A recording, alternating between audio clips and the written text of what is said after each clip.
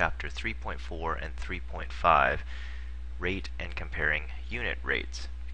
Now, if you recall from our previous chapter, we talked about the idea of ratios. And in ratios, they compare measurements that have the same units. Well, a rate is slightly different. It compares two numbers or measurements that have different units. And the second term is quite often 1, and so therefore it's called a unit rate. So here's an example. We have something we're all familiar with, a speed here, 60 kilometers per hour. What does that really mean? What it really means is 60 kilometers per 1 hour. So if an object is moving at 60 kilometers per hour, it means that the object will move 60 kilometers in 1 hour. Here's an example. It says that Ernie took 17 minutes to drive to school today. He lives 14 kilometers away from Ideal. So what was the average speed that he was driving in kilometers per hour? Now, first of all, if you look at the information given in the question, the units are not quite in the units that you want. So what I mean by that is here it gives you a time, but it's in minutes. However, they want your final speed in kilometers per hour. So the first thing we need to do is we need to do a little conversion. We need to convert the 17 minutes into hours. So 17 minutes converted to hours should be then 17 out of 60, right? Because there's 60 minutes in an hour. So 17 minutes out of 60 minutes, therefore, will equal 0.283 hours. Now, one thing to be careful of, or a common mistake, is that quite often I see students take the 17 minutes and change that to 0.17 hours, which is obviously not correct because it's out of 60, not 100. So be careful about that conversion when you're converting minutes into hours. So once you have the number of hours, here we have 0.283 hours. He lives 14 kilometers away. Then we're simply going to take then the distance and divide it by the time. So 14 kilometers divided by 0.283 hours, and we get 49 kilometers per hour was the average speed that he was driving to school. Pretty straightforward. Now we take a look at the second example. Not necessarily so straightforward. I made this question up. Oops. Alright, so these are simply made up units. So here it says, given that you have 2 dings is equal to 5 dongs, and 1 dong is equal to 7 zings, how many dings are in 12 zings? Sounds kind of funny. But nonetheless, the first thing you need to do is you need to write the first bit of information here, 2 dings equals 5 dongs, in a fractional form like so. So we're going to write that as 2 dings per 5 dongs. We do the same thing with the second set of information, the 1 dong equals 7 zings. I'll write that as 1 dong equals 7 zings. So this is what we call a unit rate.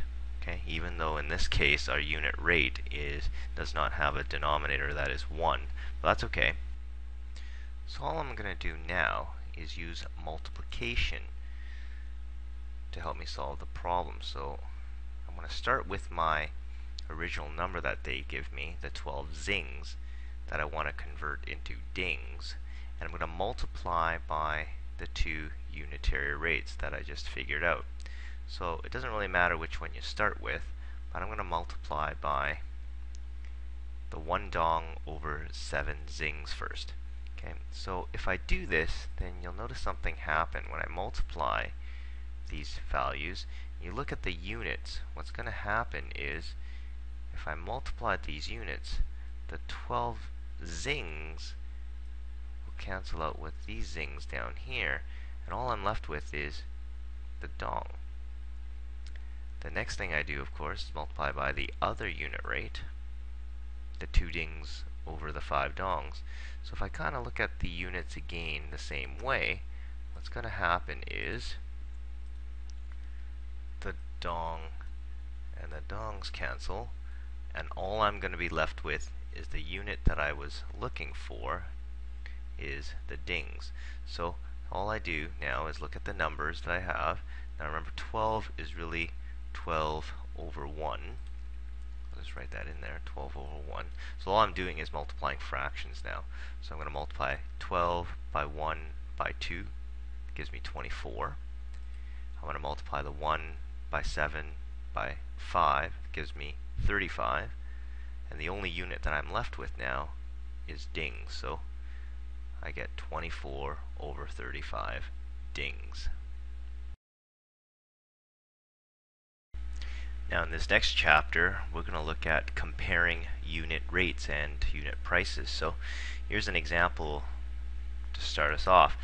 It says, a store is selling a box of 12 125 milliliter containers of yogurt for $3.49.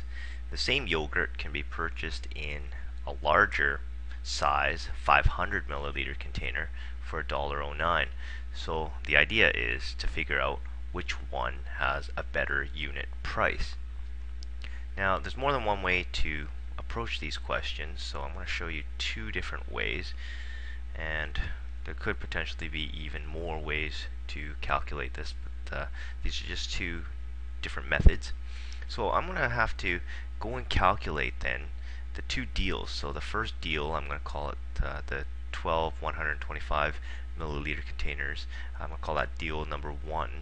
So I want to calculate how much it costs per unit. So all I'm going to do then is, because there's 12 of these containers, I'm going to need to multiply 12 by 125 to get a total amount of yogurt in that sort of a crate of yogurt there, and that will bring me to 1,500 milliliters of yogurt altogether, and that's for $3.49, of course.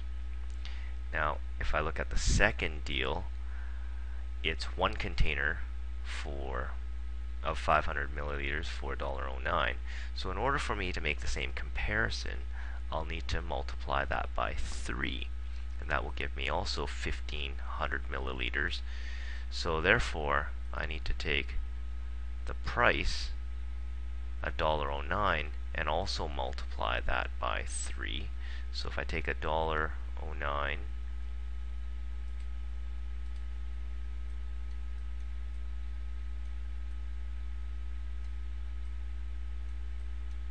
and multiply by the 3, that will then give me that value there, the $3.27.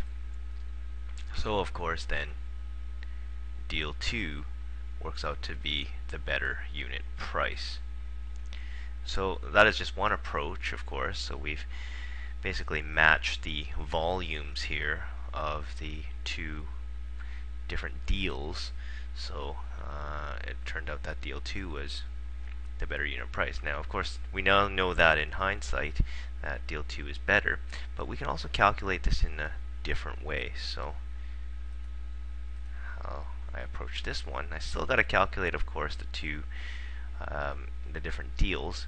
So in this method, I'm going to take the 12 yogurt containers that were 125 milliliters each, get 1,500 milliliters for $3.49. Now what I'm also going to do then is figure it out for 100 milliliters rather than for the 1,500 milliliters. So I take then that price, the $3.49, divide that by 15, and that then will tell me that it's going to cost me 23 cents per 100 milliliters. In the second deal, if I did it the same way, well, it was a 500 milliliter container, but if I want to calculate it to then 100 milliliters, I'm going to take its price was $1.09 and divide that by 5, so that'll give me a price per 100 milliliters. Turns out to be 22 cents per 100 milliliter. So in this method, we've compared in units of 100 milliliters.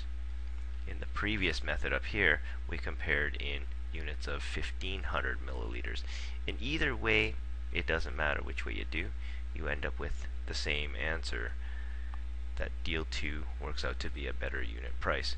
So hopefully this question helps you to figure out some unit prices, and maybe next time you go shopping or you go shopping with your parents, then you're able to help them figure out what is the better deal.